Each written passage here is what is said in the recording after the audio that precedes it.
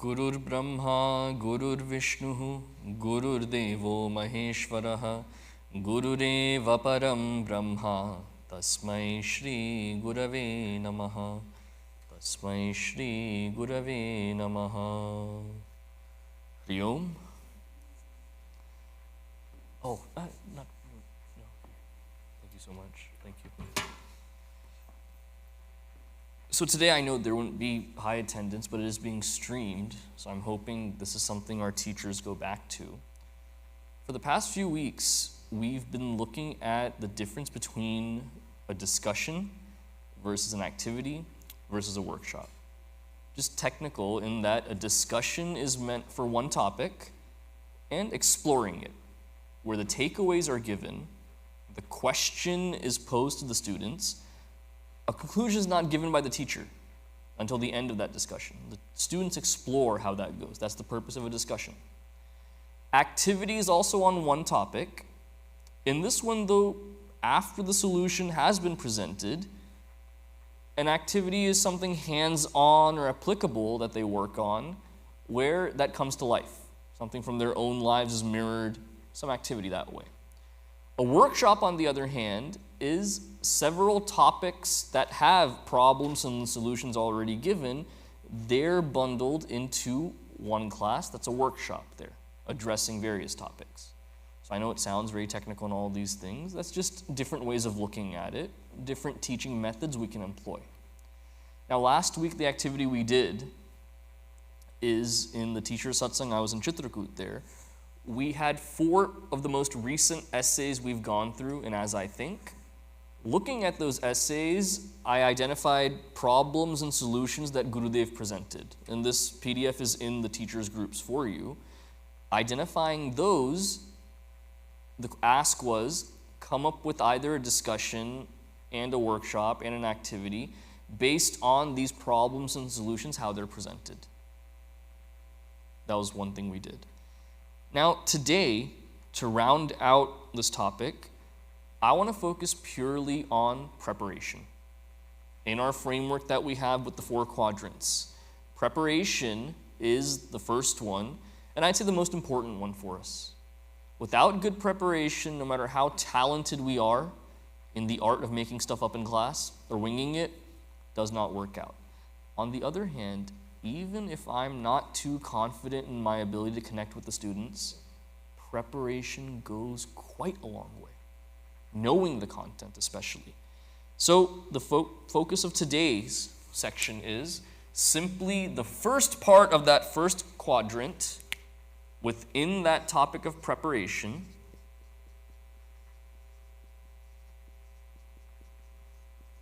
It's knowing the content. Now, I don't want to be patronizing and say that, oh, you don't know how to study, you have to go through this step, this step, this step. That's not my intention. A lot of our teachers, the way they prepare and how deep they go into the material, how they bring in different layers, it's awesome to see. I'm just going to go through an exercise here, different layers of ways that we can prepare. What does preparation actually mean? Especially for those teachers who have taught a certain grade for more than 1 year, the feeling is preparation is in that first year. After that, I just reuse what I've done. Yeah, that's one way of doing it, and some activities can be carried over year after year, but we really have to understand how deeply do we understand the content. Every time we should be gleaning something new from it. Any part of our syllabus gives us that opportunity because these topics are so deep. So where do we start here then? First part, if you're looking at the PDF, that you can pull it out and look at it. In the whichever teacher's group that you're in, the framework. I think I've added it like twice in there. You can look at it because the points are given there. We're elaborating on those. So within that first part of knowing the content, the first bullet point we find there is outline key points and summarize the topic. So what does that look like? What's one factor that goes into it? It is, in your notes, have a clear flow of notes. That in the text, or in that topic, how is that topic introduced? Then what are those 2, 3, or 4 main key points? How is that topic concluded? So oftentimes what we find is we go in blind into the classroom sometimes. We hone in on one specific part of that topic and say we're going to have a discussion on this part. That's fine. To go granular is great. Where does that fit into the rest of the flow, though? Do I understand what the key points in the flow is? If I had to summarize this topic, am I able to do that? Articulating it that way. Meaning the second part is, once you have those organized notes, develop a 2 to 3 minute summary of that topic. If you had to articulate this topic in just 2 to 3 minutes, how would you do it? Now, an objection comes here by many. That if teaching is for an hour long in the Balavihar classroom, how in the world do we summarize that kind of a topic into a mere 2 minutes? How is that possible? The story goes that once there was a brahmachari training conference in India. Puja Guruji Swami Tejumayananji was presiding over this gathering. And he said special topics will be given to each brahmachari. They have to come up and speak. And apparently the brahmacharis complained, saying, these are deep Vedantic topics. How do we talk about them in the allotted 3 minutes that you're giving us? Guruji said, okay. He said, give me the basket. Let me take a random topic. Himself, he's doing this. He took it out, looked at it. It was a very deep topic. He gets up to the mic. The clock is behind him, by the way. It's not in front of him. This is really important for the story. The clock is behind him. He starts speaking, gives an introduction, gives very good, deep key points, very simply spoken, gives a conclusion, and he said, there should be about 10 seconds left on my time. Exactly 10 seconds were left. Now we can say, oh, that's Guruji, Hariji, how are we supposed to? The point being, no matter how complicated a topic may seem, it can be condensed into 2 or 3 minutes quite easily. That's how I know, am I bringing in tangential things that don't matter, or am I sticking to point 1, point 2, point 3, and then wrapping it up with a conclusion? That's the way I know, am I doing that? Now, again, I keep preaching about how, please, work with your co-teacher, work with your co-teacher. One thing is, give this summary to your co-teacher. Say, I'm planning this lesson this way. This is the summary. Does this sound right to you? Does it feel like I'm focusing only on one aspect? Does it feel like I'm too generic without honing in on any details? That 2 to 3 minute summary will tell us a lot. Send your co-teacher a voice recording or something. It'll only take you 2 or 3 minutes by design, right? So that's one way to really find that out. The next thing after doing that short summary is listing a few questions that may arise from this topic. From the students, what are some questions that may come from this topic? And not just from students, what are your questions that come from this topic? It's not just that 8th and above is complicated and teachers even have questions. Even when you're teaching Ramayana, Mahabharata, Saints of India, Dattatreyaji's 24 Gurus, there are questions that we will have as well. This helps us in our Adhyatmic study also. So after coming to that summary then, listing a few questions that may arise for you and your co-teacher, or even the students. Now, this process helps me think deeper about it, where it's not just what's given in the text or that one story, what lies deeper really helps me understand. So that's the portion on outlining key points and summarizing the topic. The next thing that we find in that framework is apply the knowledge to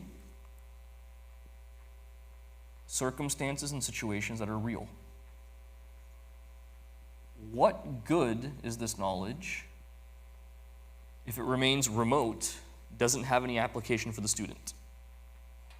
Doesn't have any meaning for them, and our teaching doesn't matter at that point. So how do we do that? First step here then could be identifying instances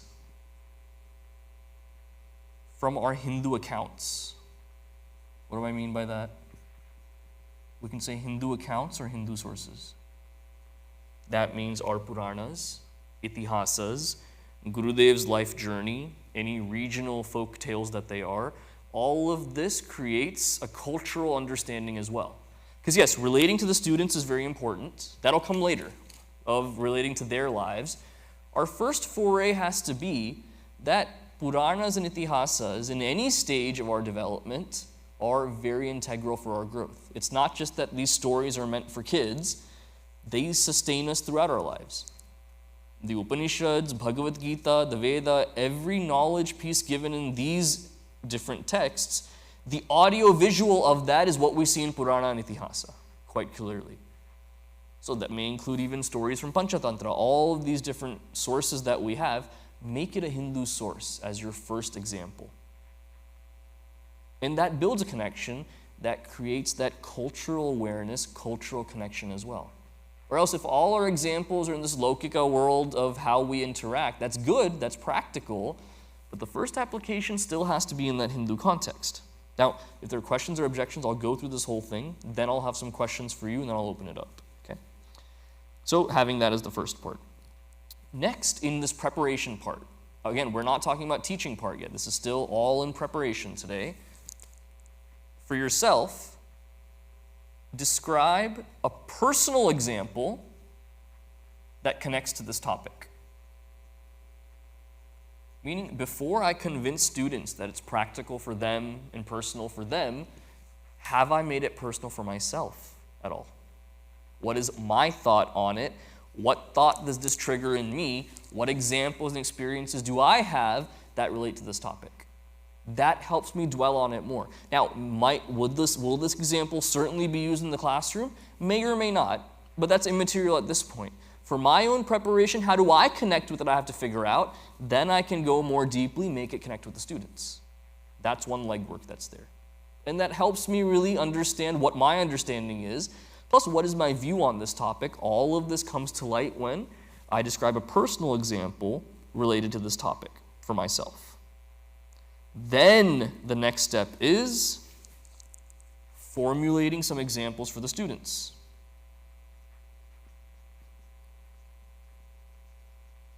Because your example may include, on a certain topic, an instance where you had to get water out of a well and walk here and do this and everything in India. That may be your experience. Having the kids relate to that is exceedingly difficult. So for this third part, then, examples for the kids, after we've gone through our Pauranic or Itihasic example, after you've gone through your own personal example for your own preparation, what gets to the students is a historical example, something in pop culture, current events, something like that that really makes sense to them. This is the portion where that comes into play, these kind of examples. This, most likely, will make it into your teaching in the class. This is focused on students, then. But you see how to get to this point even, understanding deepens when we look at the Hindu context first. Even more than that when you personally have a relation to the topic. Finally, then examples for the students. So that's that second portion of application of this knowledge. Third portion then is, if you look on the framework,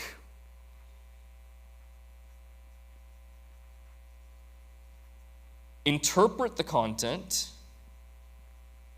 resulting in what? Connections and conclusions.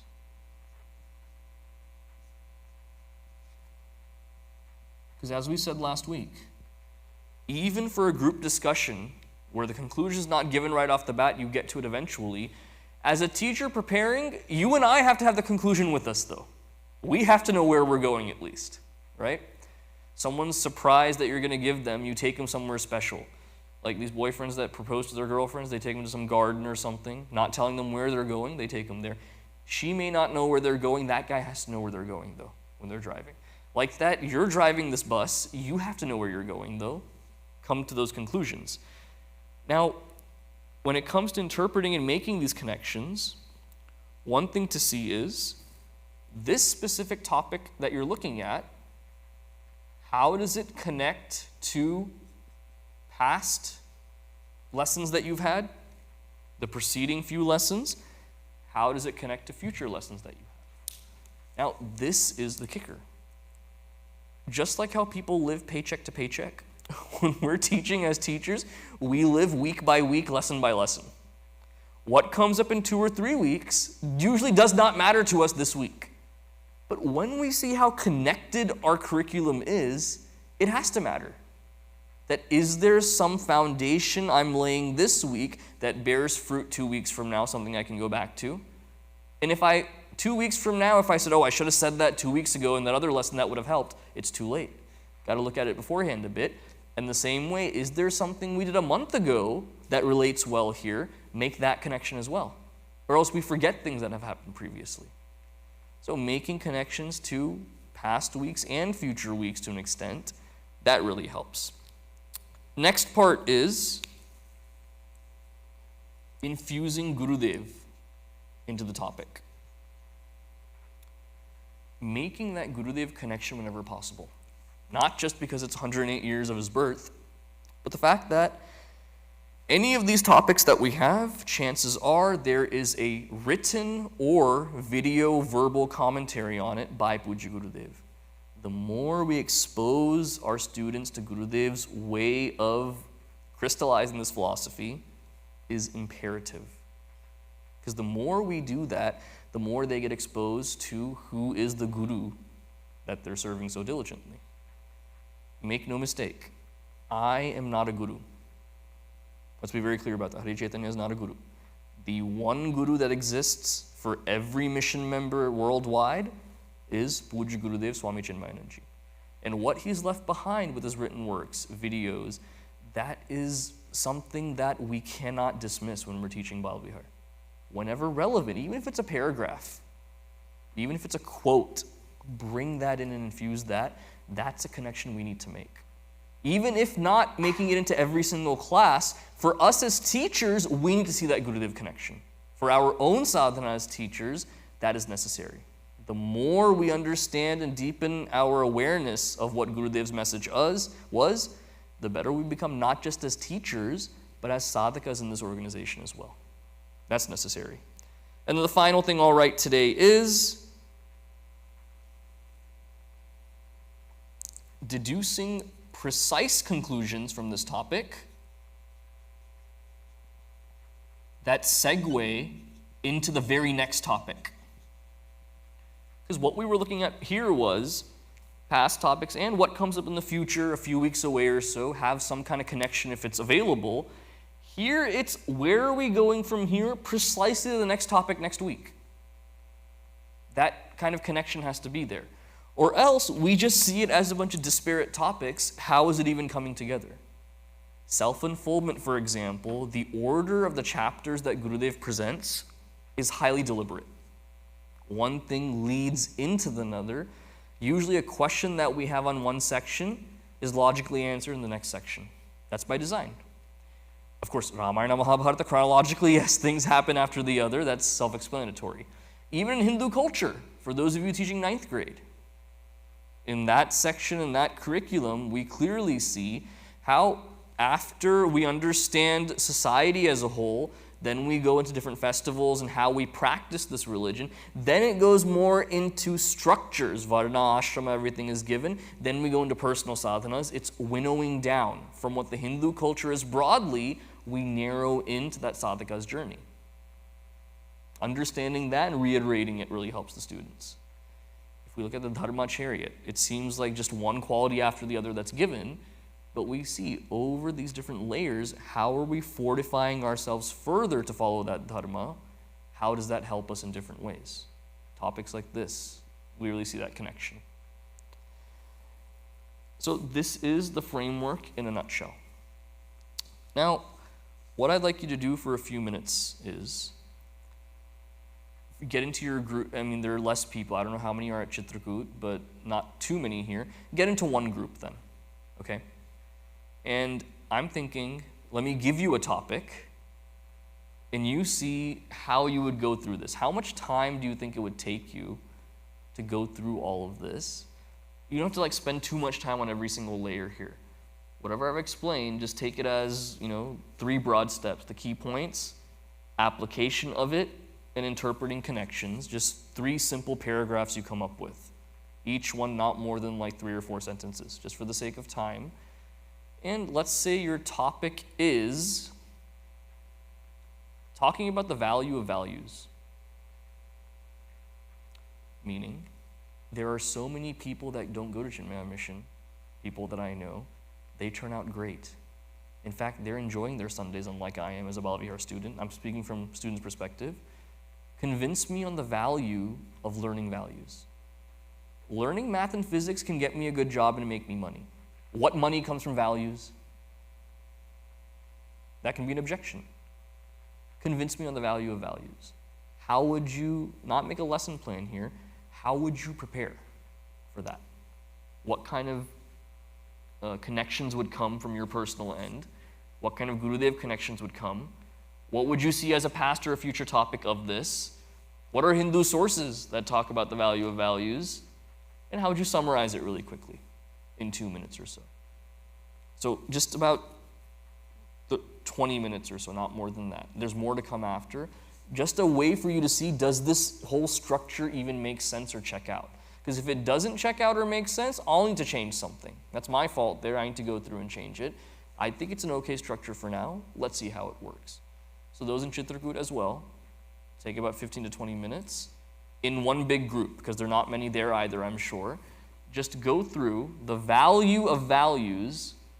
How would that come about with this metric here?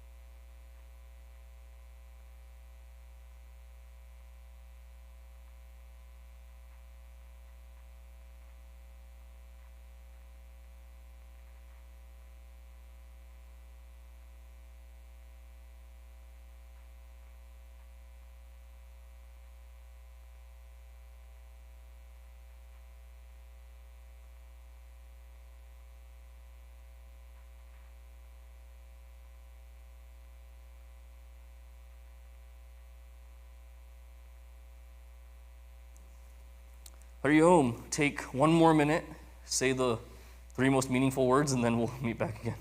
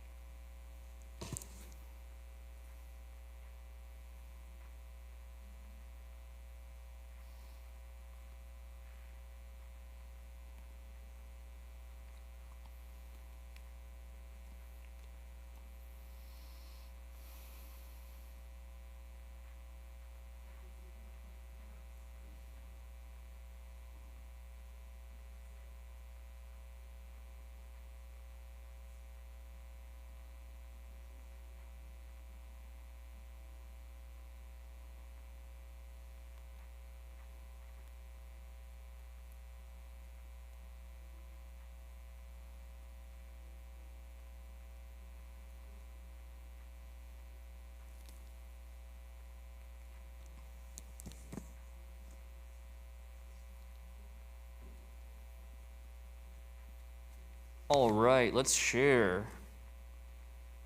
So when it comes to the framework presented for preparation solely, I want to focus on a few things and get your feedback on them then.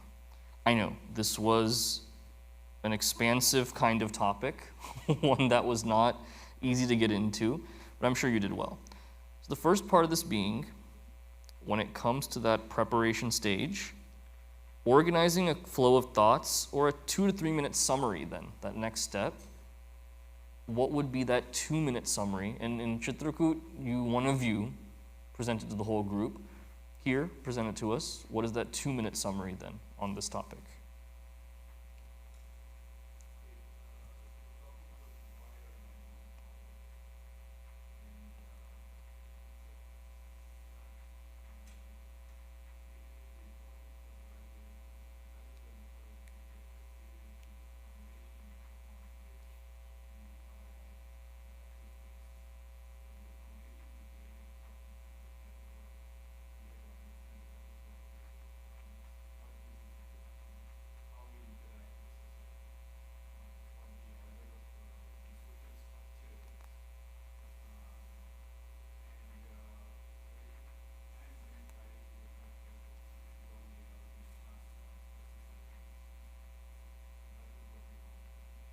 Nice.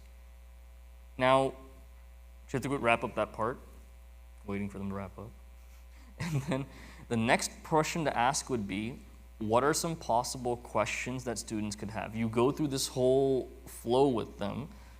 What's a possible question that the students can have on this? Anyone can share. So on.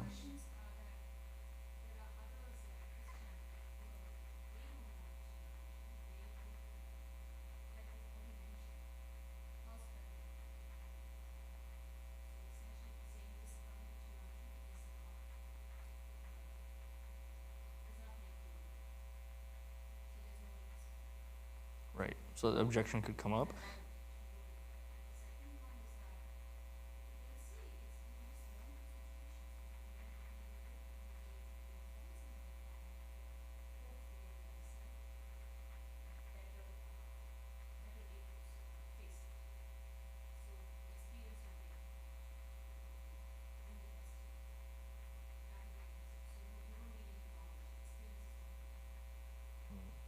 So possible objections and questions could be about experience versus knowledge. Experientially, you'll learn things. Another is, others don't partake in these values, why should I? A third, even deeper level question, not just in high school, I'm saying a 4th or 5th grader could have this question, is we learn so many religious things here at the mission. Values can be learned even outside of this. It's not that only the mission environment provides knowledge of values. Anywhere I can get that. So the question turns its head on of, if these values are something that's universal out there, why do we focus on that here? Aren't there other things we can focus on? That will also come up from the students. From teachers, that could come up even. These are different ways of looking at it. Now the hard parts. How would you have a connection to Purana or Itihasa here? How would you have a connection to Gurudev?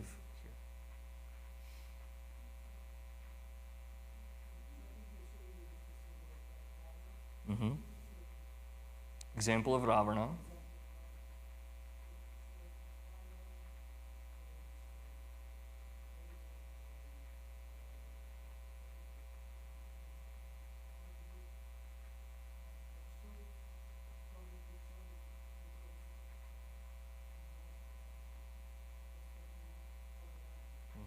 So Ravana had knowledge, was a great bhakta actually, had darshan of Bhagavan Shivji, afforded his protection as well, but not having a moral compass, not recognizing that values are important, he was led astray by his own mind and did terrible acts in that pride and arrogance. So Purana Itihasa, many examples are there. That's why I picked this specific topic. It's an easier one to go into.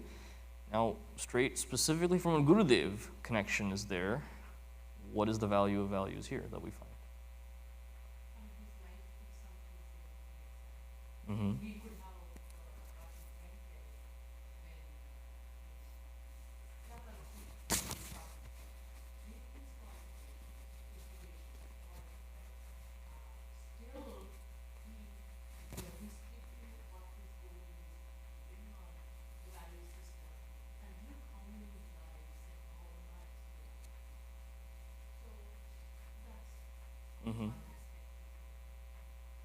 Because for the objection that came up from Sonama's prediction of a question, that why do these values matter if others don't partake in them? Is it only for a religious context? Where is the broader context here? Gurudev, there's one speech he gave class on the final concluding shloka of Bhagavad Gita in the 18th chapter. He gave this in Bangalore, I think in 1983 or 1985. There he says, victory is one of the byproducts of this teaching. Victory meaning victory over our lower tendencies.